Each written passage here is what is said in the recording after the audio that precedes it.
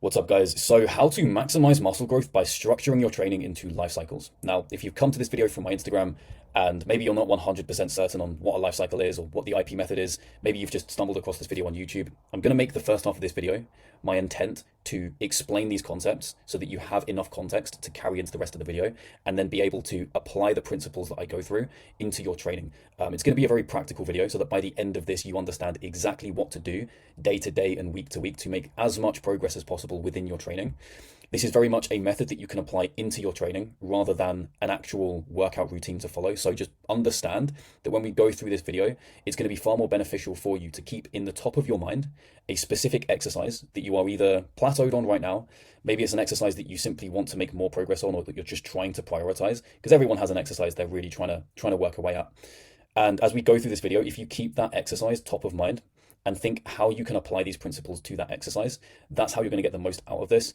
Now, you're probably following some kind of program at the moment that gives you a set of exercises to follow. You've got a training split, so you can structure the week. You have an order of execution each day. You've got sets and reps for each exercise. And honestly, this is enough for the vast majority of beginners. But when you get to a point where that progression starts to slow down and adding more weight to the bar or doing more reps each week becomes way more difficult, you have to really start to organize your training in a way that allows you to apply progressive overload indefinitely. Okay, it's called IP method for a reason. It stands for infinite progression. And if you take some notes throughout this video, which I recommend that you do, and you apply these principles to just one exercise, just one movement pattern, as you apply these principles into your training, every time you go into the gym, you'll know exactly what weight you're lifting. You'll know exactly how many reps you're going to lift that for. And it becomes this very predictable and very reliable method of progression that I basically just want to walk you through today. Once you get past this beginner stage of lifting, building muscle continuously and getting stronger continuously relies on so much more than just having a structure to your workouts. And what I want to do is just go through exactly what you need to be doing once these exercises stop progressing, the whole decision-making process that you need to be following to continue that cycle of progression indefinitely. And I'm telling you now, the solution to this is not a new program. It is not a new set of exercises. You do not need to be chasing dopamine in the gym. What you do need is a model of progression, a logical decision-making process, and a system that actually organizes your training in such a way that allows progressive overload to take place consistently and reliably. And so what you're looking at here is a couple of different examples of life cycles. I've made some training dedicated to what life cycles are, breaking all of that down. So go and watch that. I'd point you in the direction of those videos first. But to very quickly define what life cycles are, this is essentially the duration within which an exercise continues to produce reliable progressive overload. And the life cycle will end once progression is no longer possible. So essentially the goal here for everyone in the gym is to be training in the longest and most productive life cycles possible, meaning that if you go into the gym and you're doing bench press, for example, you want to be training that bench press, adding weight to it consistently for as long as possible and milking that bench press for all that it is worth. What you don't want on the other end of the spectrum is to be training in these short life cycles where you're only able to apply progressive overload for a few weeks, maybe 4 weeks in a row, before they plateau and you have to move on to something else. Or alternatively, you end up spending many weeks or even sometimes months training with the same weights and the same reps and never really making progress. Now, the consequences of training outside of an exercise's life cycle, where you are spending time in this unproductive territory here, is that, as you can see, fatigue builds up massively. The stimulus never even increases. And because of that, you have nothing to adapt to. So you're not going to be growing muscle. You're not going to be gaining strength, and you have no real tangible ROI from the time that you're spending with that exercise. When you spend time in these longer life cycles, where you're able to apply progressive overload far more consistently and over a much longer period of time, you have far more to adapt to. And what we can do within the IP method is stack these life cycles on top of one another to piggyback off the progress that you made within the previous exercise variation. I am going to go into a lot more detail here, but what you have to understand at this point is that there is no utility to becoming loyal to any one exercise. When you understand that exercises are only productive for a period of time, that duration is dependent on the person. It depends on so many different factors, which we're not going to go into in this specific video. But when you understand that these exercises, they are productive only for a period of time, and you can abandon your loyalty to specific variations, it becomes possible to organize your training in a way that allows you to continue that cycle of progression indefinitely. So where I mentioned at the beginning of the video to keep an exercise in mind, what I now need you to do is just understand that the objective here is not to progress on that specific exercise, at least not in the long term. In the short term, yes, but not in the long term. The objective is to use that exercise as a tool to progress the movement pattern that it corresponds to. So I can pretty much guarantee that the exercise that you've selected will fall into one of these 6 categories. If it doesn't, it's probably because it's an isolation or it's an accessory movement. What we're really talking about here are the big heavy compound exercises. These are the most important exercises, the ones that you really want to be making the most progress on. Everything else in your training is really just there to support your progression on the fundamental movement patterns. So figure out the exact movement pattern that it corresponds to. If it's a bench press, for example, that will correspond to a horizontal press. If it's a deadlift, it will be a form of hinge. If it is a form of row, it will be a horizontal pull. And your goal is not to progress with that specific exercise, it's to progress the movement pattern. And every time you make progress on the exercise level, you progress the movement pattern. Because again, we understand that exercises are only going to progress for a period of time before they no longer produce reliable progressive overload. So we need to find a way to make indefinite progress. And the way to do that is by really reframing this objective that you have to progress specific exercises. So I've written some examples out here. You'll see a number of different variations. They all correspond to a specific movement pattern. And what we'll do in this video is take you through exactly what the process will be to progress all 6 of these. Because ultimately, if you're progressing on all 6 of these movement patterns, there's really nothing stopping you from developing an elite level physique. There's nothing stopping you, because all of the muscle groups in your body will correspond to one or more of these movement patterns. So again, if you wanted to grow a bigger back, for example, you need to be focusing on your horizontal pull and your vertical pull, and maybe your hinge as well. All of these corresponding to muscles in the back. Because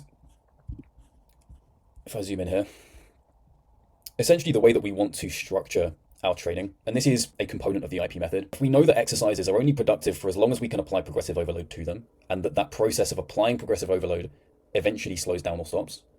What we can then do is structure our training long term so that we are training within these life cycles, maximizing the amount of muscle growth and strength we're gaining within them.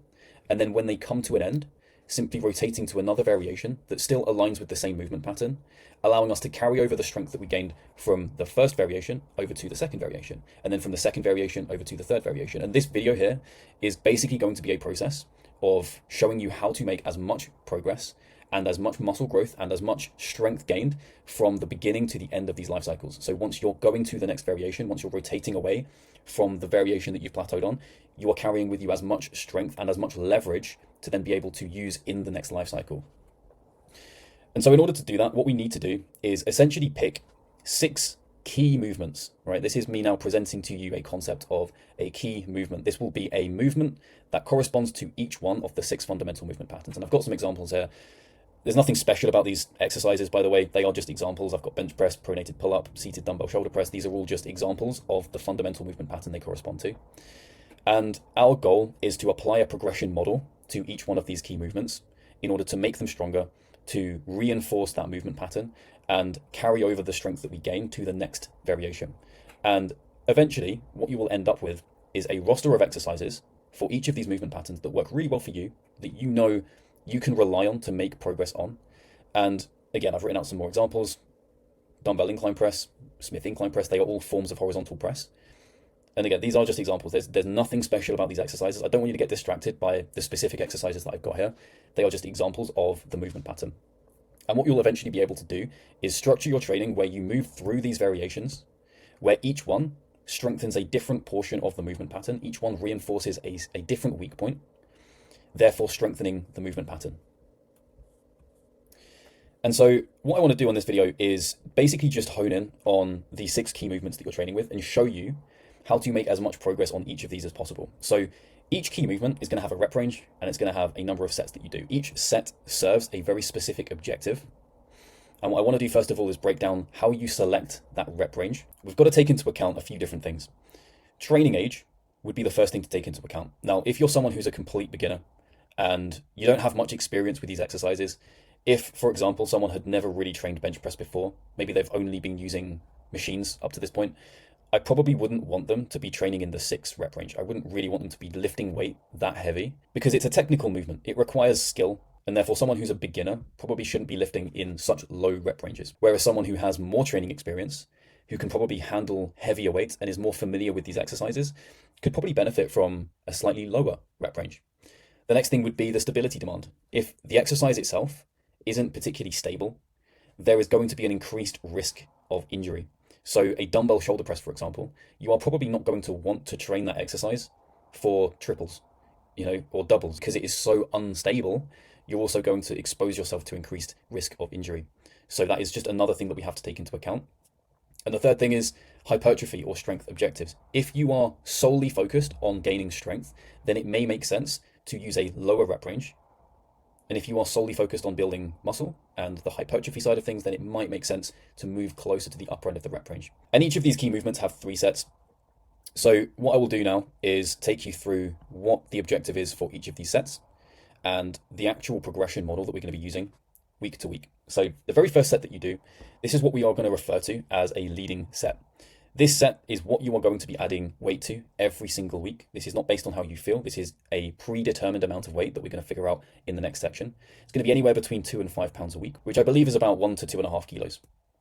And this first set that you do, it's going to be the heaviest and hardest set you do. It's going to be primarily focused on being as efficient as possible and generating as much power as possible. And if you want to look into the reasoning behind this, go and research post-activation potentiation. This first set you do, being the heaviest and hardest set, being a set that you are simply focused on generating as much power as possible, this is going to prime you for the rest of the sets that you do. And it's going to set you up best for building as much muscle and as strength as possible, which is going to then facilitate your ability to overload it in the next session. Now, the second and third sets you do, these are back off sets. They are simply focused on precision and control. And in order for you to be able to do that and serve those objectives, you're going to need to use less weight. Now, a good ballpark for this is about 80% of the first set you did, but there is a little bit of nuance. It will depend on the exercise. It depends on the person. The more control you have, the less weight you actually need. And when you go into these back off sets, your objective isn't necessarily to move more weight, although that will happen naturally anyway.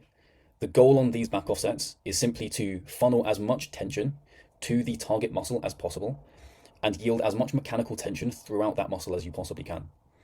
And the way to do that is by being very precise and very controlled and making sure that the weight that you're moving is elicited via the muscle rather than through momentum. And to break this down in a bit more detail, for your back off sets, the goal is really just to stimulate the muscle. It is to generate as much tension on the target muscle as you can. It's usually going to be anywhere between 10 to 20% lighter, sometimes as much as 30% lighter. It's very controlled, very precise, localized on the muscle. You're not going to use any momentum at all because this is going to take tension away from that target muscle. You're going to be focused on pristine target muscle execution. And the point at which you hit failure is where the target muscle has been taken to its complete failure limit. And in order to produce more reps, you would simply have to degrade your form. You are going to fight as much as possible to reduce cheating in those final reps. Because what will inevitably happen is the supporting muscles will start to take over and you're no longer training the target muscle. On your leading set, there's a slightly different objective. The goal here is progression and it's force output. It's the heaviest working load of the day. You will be powerful, you will be aggressive and very efficient when you do this set so that it primes you for these back off sets.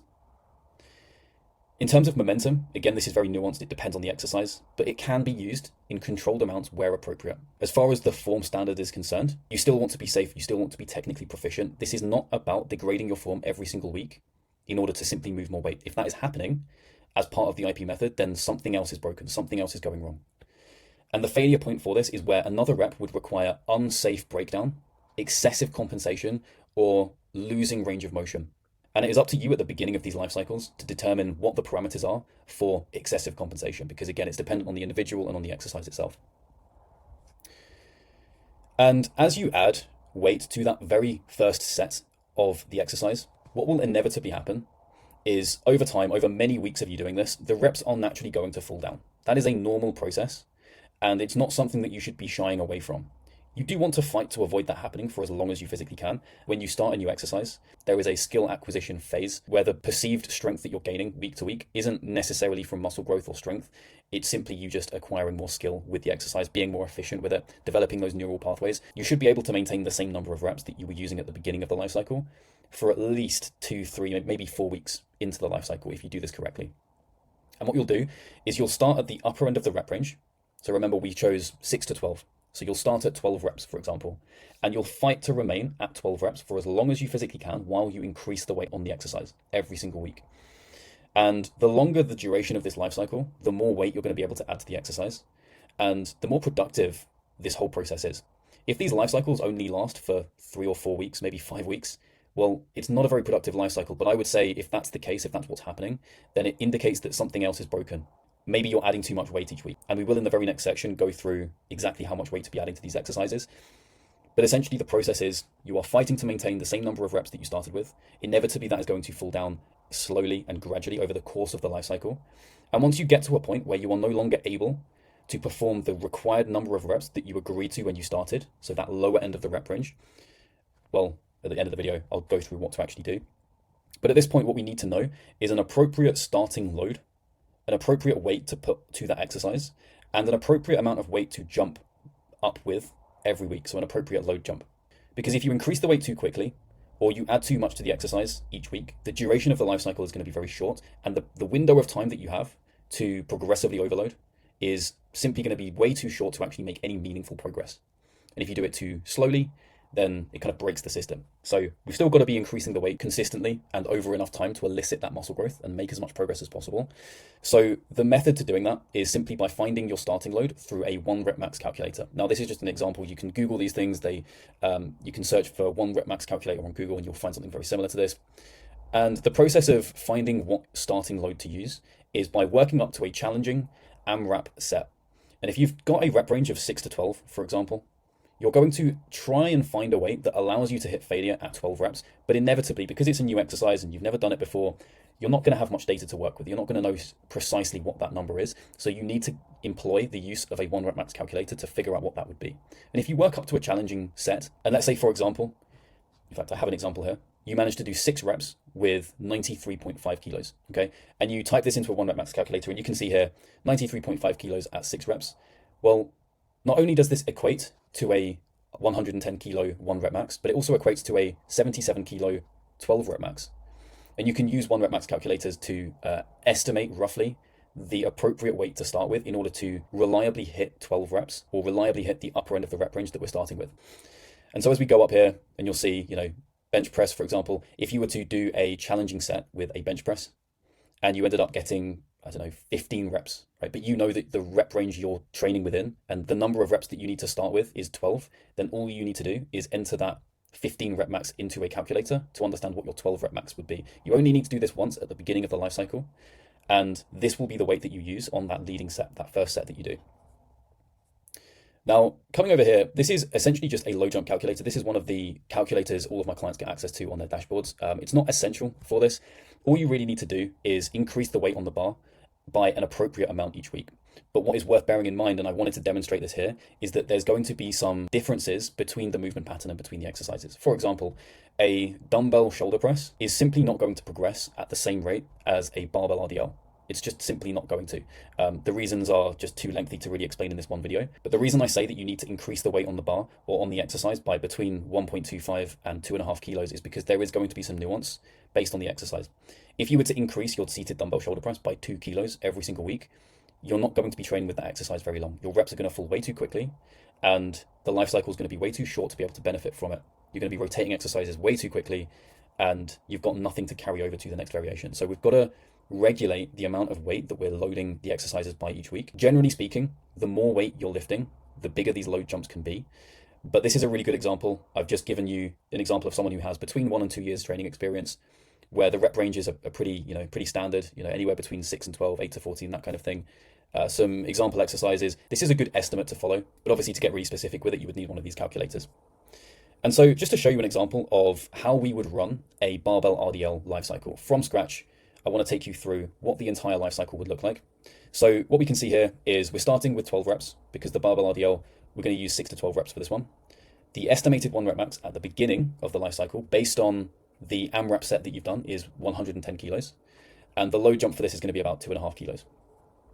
So we start off the life cycle and we're doing 12 reps with 79 kilos. Okay. The next week, jump up to 81.5 kilos, which is an added weight of 2.5 kilos. And we've been able to maintain the same number of reps, still getting 12 reps.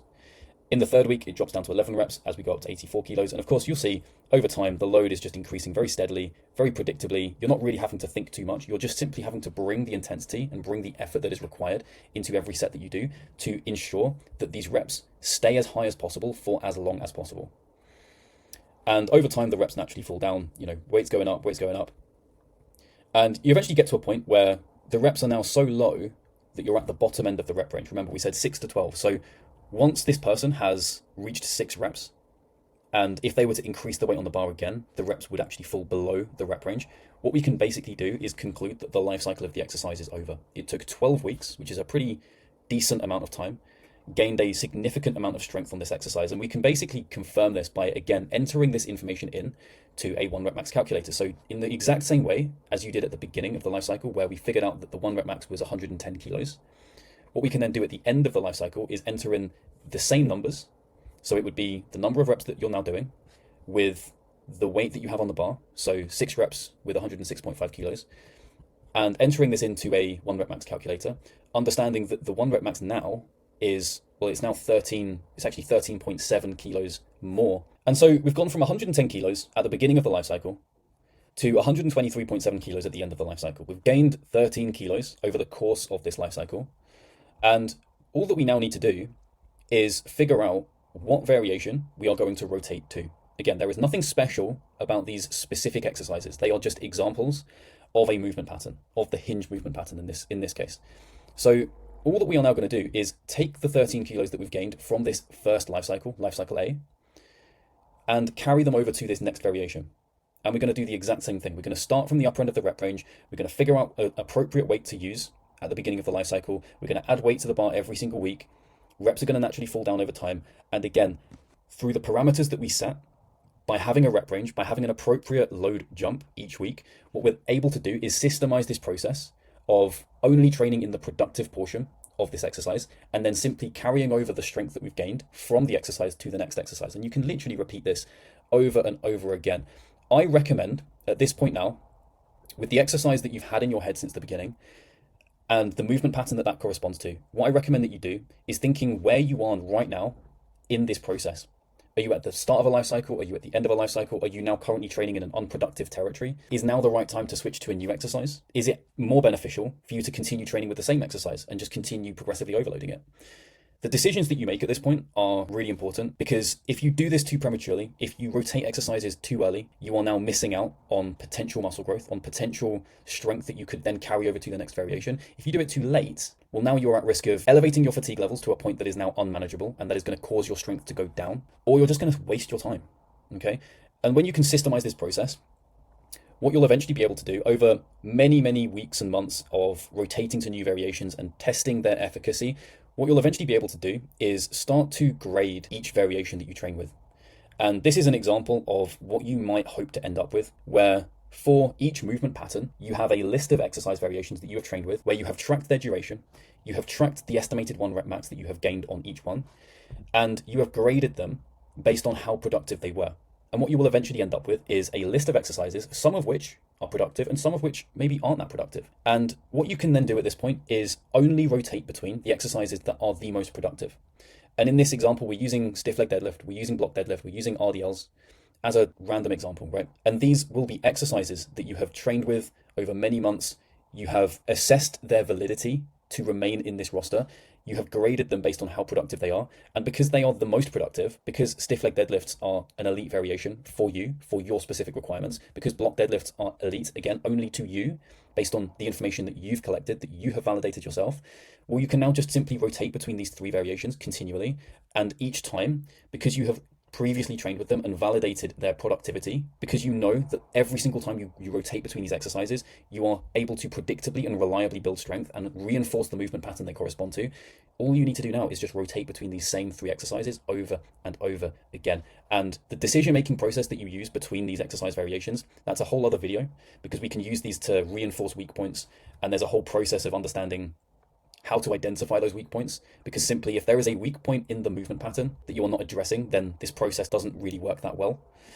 But that's a whole other video. And here's the thing, if you do want me to actually set these systems up for you, if you want me to build out this roster of exercise variations and give you access to the systems that help you to grade these variations properly and take care of this entire process for you, then the first link in the description is going to be a link to book a call with me. I can take you through this process again, show you where you might be going wrong, show you how we might apply this to your individual circumstance, and go from there, basically. If you want to do that, like I say, the link for that is in the description, and I'll speak to you on the other side. I'm very active on Instagram, so if you want to send me a message over there, then please do. And yeah, I'll speak to you on the other side.